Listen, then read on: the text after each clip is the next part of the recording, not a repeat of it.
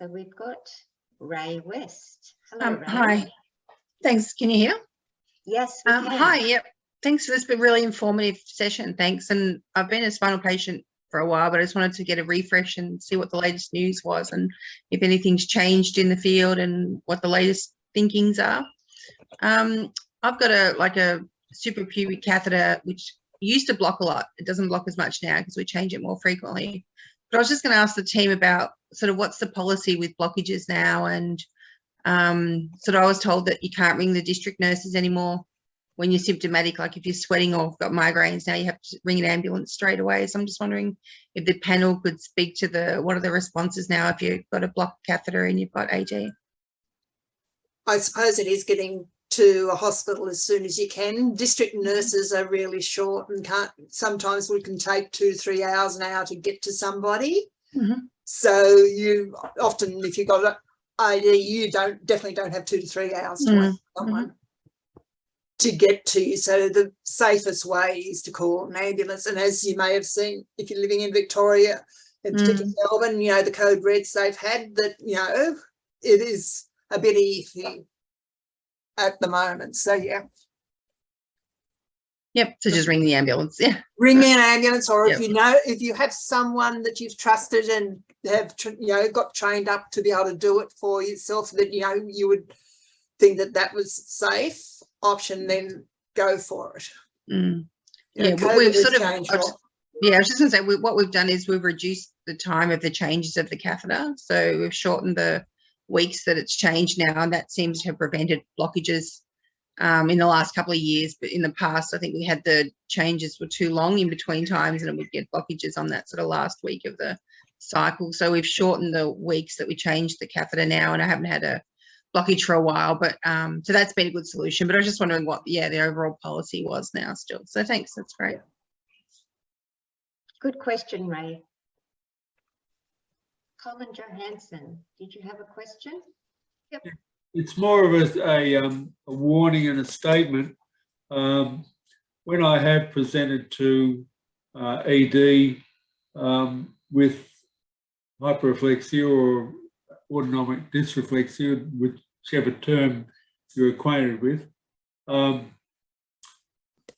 they are freaking out about my below 30 beats per minute blood pulse rate, and they won't do anything about unblocking a catheter or anything like that until I've seen a doctor, and sometimes that will take an hour. One of the things that I've always stressed is if I'm talking to an anesthesiologist, I warn them about the fact that if my blood pressure goes, pulse rate goes through the floor, to not stress, but try and find out what's causing pain or discomfort. Because it sounds crazy, but the number of anesthesiologists who don't understand AD is frightening. And so you've always got to be proactive and say, I am above T5, or I'm a quadriplegic or whatever else. As such, I'm subject to autonomic dysreflexia, and here are my symptoms. And the other thing is, if anybody's ever stuck as to how to deflate a catheter, just cut off the tube with the nozzle on it and it will deflate. Not necessarily. Sometimes there has what they call incrustations around it and won't deflate either. So there are. It's a last resort, but yeah. Thanks, Colin. One of the issues is people just always talk about the high blood pressures, but they don't talk about what's happening when your blood pressure is going up because of your sympathetic nervous system, the parasympathetic slowing your pulse down. So one of the definitive things about whether it's autonomic dysreflexia or just high blood pressure is your blood pressure is going up, but your pulse is dropping down. And that's an issue.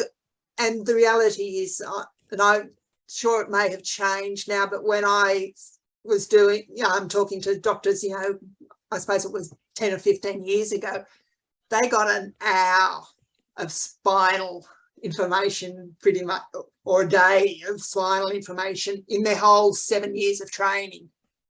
So they don't know a lot of it.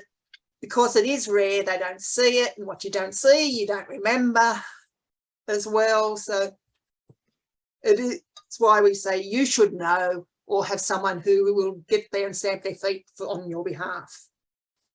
One thing also, I've bought myself my own little finger clamp oximeter, which gives you your pulse rate. So if I've got the sweats up, I'll just clip that on, and if it's below 30, then I know that I've got to chase up something seriously quickly. It's just it's a lot easier to use than a blood pressure cuff, and it's just one of those things that says, yes, okay, there is a real issue here. It's not just that you're uncomfortable, but you got to do something serious. I suppose my suggestion would be, as soon as you start the sweats, try and find out what's causing your sweats. And, you know, try and troubleshoot early and all that kind of thing, because, yeah, you don't want to have a pulse of 30 and then have to wait an hour or more for an ambulance or someone else to get there anymore. Thank you. Am I correct to say that Peter Spickler had a question earlier? Hi, Peter. Yeah, hi. Yeah, I've had AD a few times.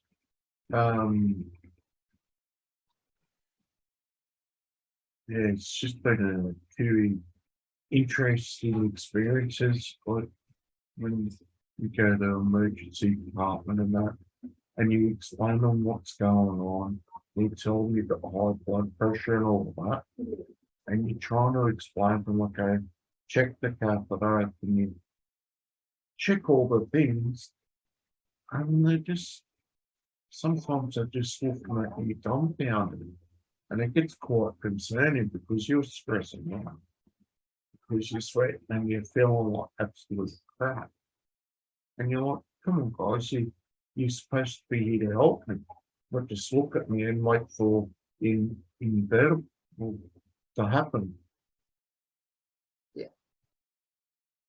And the unfortunate thing is, as I said before, the general population's blood pressure is often what your high blood pressure is, and therefore the doctors think, oh, you haven't got high blood pressure, you're just within normal limits, and they don't want to listen to someone.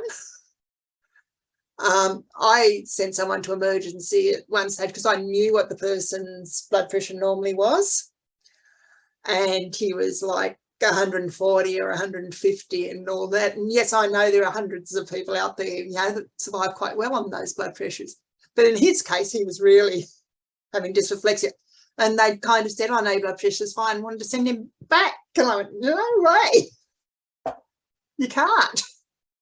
You have to find and manage and medicate and all that kind of thing. Exactly. Yeah. So communication is key, isn't it? Yeah. When you know what your usual situation is, it's important to communicate right from the start. Yeah. And in our chat, John has mentioned that he recently had AD and his blood pressure got to 200, but his first sign was that his Apple Watch was telling him that his heart rate was really high. So we've got to be grateful for these tech gadgets, don't we? Yeah. But you know, alert us to various aspects of what's going on with our bodies. Yeah. So thank you for that, John. Maybe Tricia, you'd like to speak to that his blood pressure got to 200. Blood pressure, look, I know it happens, and I know when I was working on the ward, I literally had a quadriplegic standing in my arms trying to drop his blood pressure, and we couldn't get it down. There are medications you can use, but you can only use them once or twice in like a 2-hour period. And if you have used it once and it's half an hour later and it hasn't dropped, the option we had was to stand him up. And I'm going to go, you're bigger than I am. I'm big. You're bigger than I am. I'm trying to hold you up. But it was the only option we had when the ambulance got there. Wow. So, you know, it is high. And yes, there are, you know, that's like 4 or 5 times above what 4 times above what someone, you know, blood pressure could normally be, but it is convincing others that, yeah, it's an issue. And sometimes, yes, pulses do go up too, because you're getting towards that strokey type. So, Antonia, you're saying that you were stood up on the ward as well in response to what Trisha's saying. Would you like to unmute yourself and let us know? It wasn't you, Trisha, who stood me up. It wasn't. No, but I was stood up, and I had, in the early stages of my of acquiring my injury, I would have high bouts of blood pressure and autonomic dysreflexia. But I've always found, and as strange as this would sound to many people, that as time has gone on, I don't freak out over getting autonomic dysreflexia. I sort of use it as a tool. All right, there's something wrong. I can find a cause. If I'm, you know, in milder forms, it sort of helps me that, all right, if I'm lying in bed, not having sensation, if I start getting tingle, let's say, it's like, all right, maybe I need to get up, go to the bathroom or something. That in some ways that I've learned over time to use it to my benefit. It sounds silly because it's not a, you know, when it does happen at its extreme, it's not fun or comfortable, but that's just my personal experience with it, that I have used it to my benefit over time. That, all right, so, and that's me being in tune with the signs that it gives my body, because yeah, that initial period, yes, I was stood up and not fun and scary. So. Yeah. Thanks, Antonio. That's great. Helen, you've got your hand up. Would you like to say something? Yes, I have. Yes, sorry. Yes, please. So I'm Helen and just being a part of this group is so empowering for me. So thank you everyone for your informative information. But I'm wondering, my son has presented at the hospital with signs of everything you're talking about, but he cannot tell me what is going on, and the symptoms are not being read by the hospital staff. Like you mentioned, even the Austin don't sometimes understand.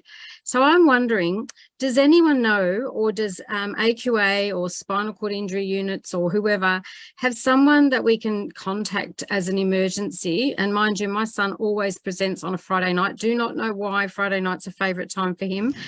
But is there anywhere that I can have the somebody from our local hospital or the Austin, when we're down there, ring someone to say, watch out for this, because I'm just a mum and I've not been listened to before, and I'm freaking out that this could happen again. And he has chronic bowel problems to a fleet every day, a fleet enema, as well as his SPC. So I'm really interested to see if anyone knows of anyone that I can ring as a backup, like get that voice from a medical backup or a, you know, spinal cord injury AQA. There isn't anyone out there that really does it, but one of the things you can do is get the doctors wherever you are to ring the registrar at whichever spinal unit you live near, to, in your case, Austin, to say, this is autonomic dysreflexia and this is what the complications can be. Have the card and put it up to their face. There's lots of good websites with information that, you know, can support that kind of thing. But yeah, there isn't anyone that just is available 24 hours a day. Yeah, well, we don't have anyone connected with, I bang on about this all the time. I'm sure Naz and probably Colin hears me say this a lot, that we can't get accepted into the spinal cord injury units because he's got a disability. And they're saying a lot of it's relating to his disability, which I can assure you it's not. It's his spinal cord injury. It's incomplete. And so, you know, we haven't got a spinal cord team behind us at all. We have a continence specialist nurse that's local that is not trained in spinal cord injury. That's it. And as well as his other 30 plus specialists on all other things, but not spinal cord injury. Really a really bad place. Both units have denied Ben access, and we had it with DFFH, and it's just sitting there trying to make a decision. Helen, that sounds really, I can imagine how terrifying it must be for you as a mum. Yeah, so I guess, like Tricia said, to call the registrar at the Austin for some support. And we've been in the Austin. Yeah, we've been in the Austin. And they've actually brought in the continence person who then spoke up, but that happened to be through a weekday. But when there's no one around, I can't get a hold of anyone because I don't have their numbers or anything. But anyway, I don't mean to put a woe us. It's just a wrong. And if anyone here could advocate on my son's behalf, he's 28. It's not like he's a child. So yeah, it would be awesome. I'm reaching out to as many people as I possibly can because I feel he's regressing in all his health areas relating to spinal cord injury. So I would really, really, really like some help here. Yeah. But anyway, So, I don't want to hold up what you're talking about. So can I just say this, and we can talk, you know, if you talk to Naz and all about it, there are some nurses out there who do continence who have experience in spinal cord injury who may, and do private work in the community, who may be able to help you with some. yeah, I've got their direct number. Yeah, I've got their direct number. And I'm talking about our continence specialists in Melbourne. So yeah, it's Lisa Rag. Everyone probably knows her, but yeah, so I've got her. But yeah, but when I can't get hold of her, I'm stuffed. Well, no, I'm not. My son is. But anyway, thank you. I'll let you keep talking. I'm sorry to hold you up. Okay. Helen, while you're there, I can assure you, you're not the only one who has problems Friday night or Saturday. It's Murphy's Law, alive and well. If I'm going to get a bladder infection, it's Friday night, Saturday, and I've got to tough it out. With AD, even the doctors and the best nurses, it's very difficult to diagnose as to what is the problem. And you can look all over your body and not realise it, and then find the strangest thing of even just twisted jocks or whatever else applying pressure, or the heel of a shoe, just the back of that is rolled over. That'll send me into AD very quickly. It's very hard to diagnose because all of us have got the same problem, that our body doesn't talk to our head and it can't say, I hurt here or I hurt there. So it's really a problem for all of us. So you're not alone. Okay. Yeah, thank you. Appreciate that. The toes was a very interesting one from Naz because I see that a lot for Ben, but also his stomach is like he's 9 months pregnant. And that's because he's full of wind that he can't excrete. So, which I worry might put him into the AD, but I don't know. And I've seen the sweats. I've been to AD just for a bloated stomach. Yep. I reckon he's been through it. Yep. They tried to deflate me with a nasogastric tube, and then I had this massive fart and it's all gone. Well, we put a fleet up. That's the only thing that seems to bring the fart out too. They'd actually x-rayed me, and my stomach for some reason had just blown up. And it finally kind of vented, so to speak, let's say, but I couldn't burp or I couldn't do anything. But the other thing to always stress with all carers is never ever put socks in shoes, because the number of times back in the days when I had, of people who had their feet jammed into their shoes and there was a sock jammed down the toe, and next thing you've got someone who's screaming with a headache. Yeah.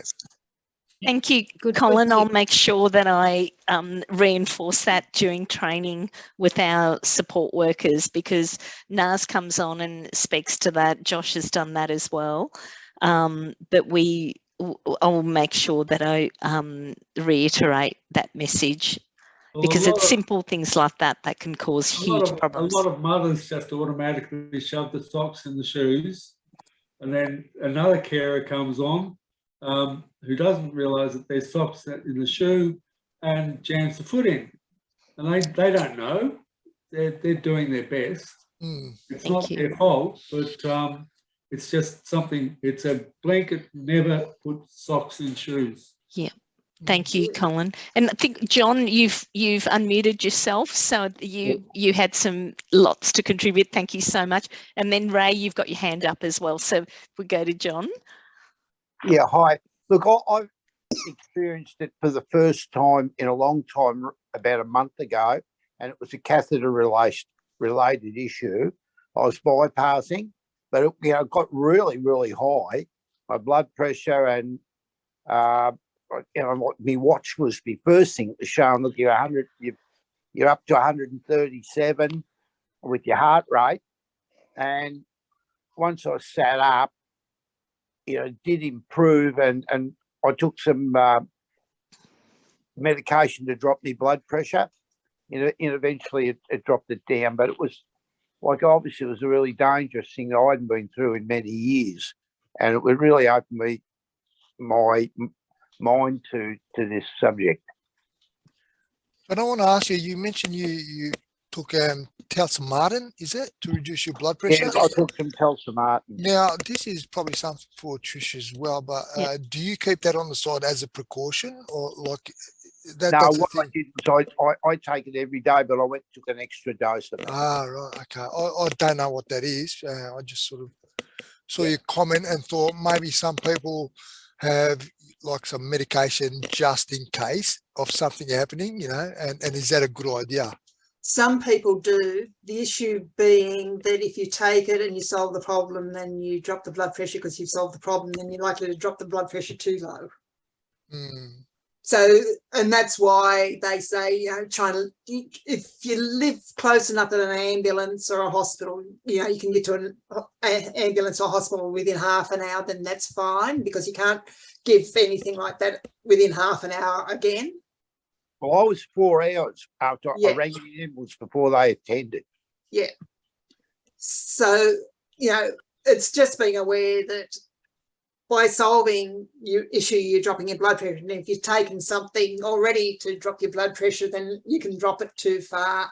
So the best management of autonomic dysreflexia is to do all the things to prevent it. Make sure, you don't develop any pressure injuries, that your bowels, your bladder and everything else is all managed properly. Don't eat peanuts and drop one on your cushion and sit on it. I've done that. Don't have ingrown. I've done that many times, I've got to say. Yes, I know someone who almost died because of that. Really? Well, okay. Yeah. It's all those things to be aware of, all the causes it could be. Yes, it is fine for males to do all the different drugs that may help you have an erection, but by doing that, you may actually have autonomic dysreflexia, particularly if you ejaculate. A woman being pregnant can, just cause autonomic dysreflexia, menstruating and all that. So there's all these things, but if you're aware of them all, and you can often prevent any of those kind of things happening, you manage what you're going to do, and so you maintain your blood pressure. That's the best management out for autonomic dysreflexia, and you may never have it, because if you can manage all those things, and then it'll just be those accidental type things like a catheter that blocks. Peter, he's gone, but I was going to ask him, he said he's got a nitrolingual spray. Nitrolingual spray. Yeah, And that's one of the drugs. We used to do anginine, the nitrolingual spray, and all those kind of things. But they're the ones that you can only do once, and then you have to have a break. And if you're having the second dose, they recommend you being in a hospital or something, so where they have the medications to reverse any side effects of the drug. So it's, you know, complicated, and yes, they're available out there, and there are some people that definitely need them because that's the only thing that can manage, you know, and they're so far away from ambulances and all that kind of thing that, you know, they couldn't wait anyway. But yeah. Thank you. Thank you for that, John. That's amazing. And Tricia too. We'll go to Ray. I was just sort of going to say for Helen, for me, everything is about trying to prevent AD. So diet is really important. Like I do probably all the things you're not supposed to do. I eat like peanuts, I eat beans, I eat lots of greens, I eat anything to keep my system regular and to avoid accidents, because I do not want to have accidents. So lots of beans, lots of fish, try and keep the sugars down, caffeine down to about 2 or 3. And for the catheter, everything about drinking and just keeping the fluids, pushing the fluids, again, low sugars, not too much caffeine. And yeah, and just get a gauge of that, how often the SPC is getting changed. And, you know, if you're having constant blockages, you might need to bring it down a week or 2 and just try, or get a larger size catheter that will prevent blockages as well. So thanks. It's really hard to try and find out, say, with the foods, what foods could be affecting your son, Helen. It's very hard to try and pinpoint something that might be causing the bloating, as an example. You probably tested and tried everything, I'm sure, over the years. But so there's a couple of good resources for that. The Continence Foundation of Australia has a book on there. It has little booklet type thing. It's diet and bowels or something like that. Yep. I'll find out that.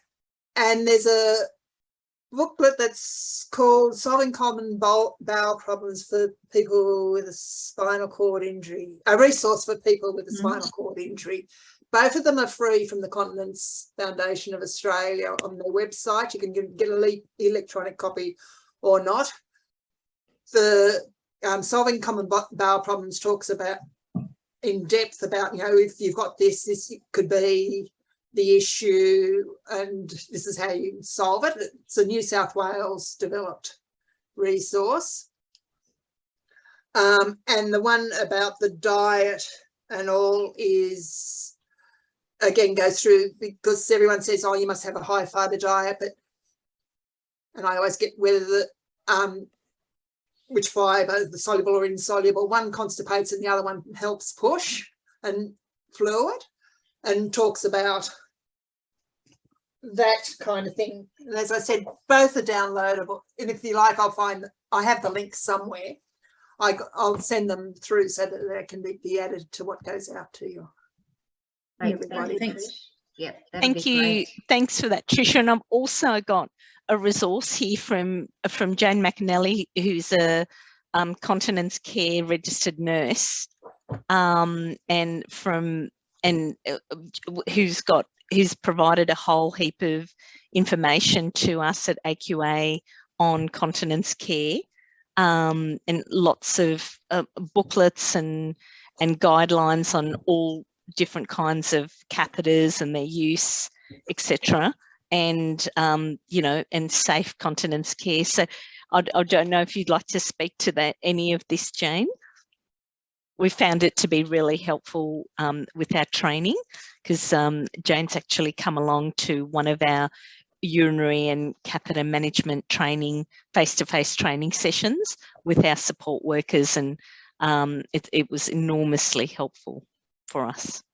So thank you. Are they downloadable, Anita, those booklets? Yes, the link to the website is, so I'll be able to send you that, because there are some amazing e-learning courses that we can all do. So I'll be able to hook you up with that link. Thank you. Yeah, thank you. That's great. I'll put that in the chat actually. Are there any more questions? No, I'm going to have to go, Georgina. I just want to thank you very much for organising this. It was really good. Trisha, Anita, everyone else that's here, thanks for taking part. I got to go, but it was excellent. Hopefully everyone else enjoyed it as well. So you can keep chatting. I got to go. Thank you, Naz, for thank your you again. contribution. Thank Okay. you, Naz. Thanks, Naz. No worries. What about you, Mark? Not a great deal to say, just listening and learning, but it's been absolutely fantastic having you all together and catching up with names and faces, which is great. I haven't done Zoom that often in recent times, but just on a C2, C3 spinal injury from around about 2014. Things are changing as I've aged a little, and I'm having difficulty with the hot and cold sensation, temperature. Sort of like a peripheral sort of sensation with things. And the other thing that's generated with me in recent times is uncontrollable spasms with the lower limbs and the arms. And I'm just sort of thinking, yeah, how would that be affecting me in that sense, which I've come out with a bit of information today, but it's, yeah, been a very educational session. And again, you guys, you just make it, you really do. So that's pretty much all I've got to say, even though I've just been there listening all that time. But it's been great to catch up with you, like I said. That's about it. So I'll hand it back to the main man or the main screen or, yeah, the floor. Thank you, Mark. That's lovely, Mark. Thank you. Yeah, thank you so, so much. It's been, it's really great. Thank you. Good. I think nobody else has got any more comments or questions. So we might wrap it up if that's okay. Yep. Like I said before, we'll share all the links, all the slides, all the videos. I'm sure there's lots to share. But thank you for all your contribution, and I just wish everyone the best. And particularly yourself, Helen, I really do hope you get that contact that you can rely on, and not just one. You need to have more than just one person to rely on. And yes, I think that's something that we need to look at as well, because it can't be just yourself. I'm sure there's many others that are getting stuck, particularly on the weekend. As you mentioned, that it always seems to happen, and yeah, you need to have a lot more support in that area. Oh, look, I feel we're supported, trust me, but it's just that fear of the unknown that nobody else knows about. I can assure you, even at the Austin, we've sat there for 3 months with an unknown of what's going on, and my husband and I discovered the problem. Like, this is just because he can't express himself. And you've all said you don't have the feeling. He has an incomplete spinal cord injury that he still feels pain. So we can observe some pain, but he's got such a high pain threshold. For example, they broke his legs and they told us it was sensory, and it wasn't. He had broken tibias. So, but he didn't express too much pain over it. So these are just all the things that, yeah, it's pretty complicated and hard work, like you are all dealing with, I know, but just this tit for tat between the 2 spinal cord injury units and DFFH now, or Department of Health, it's just wrong because I need someone. So hence I come onto all these. I'm a bit of a stalker. Not at all, Helen. No, you're always a wealth of information. We know that you fight, you know, not just only for your son, you're always about everybody in the community. So no, we always welcome you when you come and join us in these meetings. So we thank you. Helen, if you have an email address that you're willing to share with me, I'll send you out the links. Now, it's in a big long talk about bowels, but if you go to the end, there's a whole lot of resources. Great. I love to read, so I'll definitely follow it through. Thank you so much. It's just part of the education we do for the inpatients. Well, I've just asked if I can buy your service, because Ben has an amazing NDIS plan that has, you know, so much funding in it for capacity building, that I would love to buy your services through a Zoom to teach the staff and my husband and myself more about all these issues, because we're 11 years in, and the spinal cord injury nurse said to me, the continence specialist nurse said to me the other day, have you ever thought of AD, that it could be that? And I said, what's that? And then I saw your this talk. I thought, I've got to come to it. So yeah, so hence it's just 11 years in and someone's just flagged AD to me. I knew nothing about it, unfortunately. So yeah, I'm sending you my email right now, Tricia. Thank you, everyone. So Anita, you've got a closing slide that you'd like to share with the remainder of the group. You're on mute, unfortunately. I would. Thank you for all 11 of us who are still online. And that is just to thank everybody from the Melbourne Spinal Community Network. These are AQA's values: integrity, respect, excellence and trust. And just like to thank you for participating today. And thanks for having us. Wonderful. Thank you, Anita. Thank you to you, Anita, for your wonderful presentation, and also to Tricia. Thank you so much for all your knowledge and your experience and expertise in this area. It's been so helpful. I've learned a lot as well. And thanks you to all the participants and who is left here today for your information and your stories as well. Thank you so much.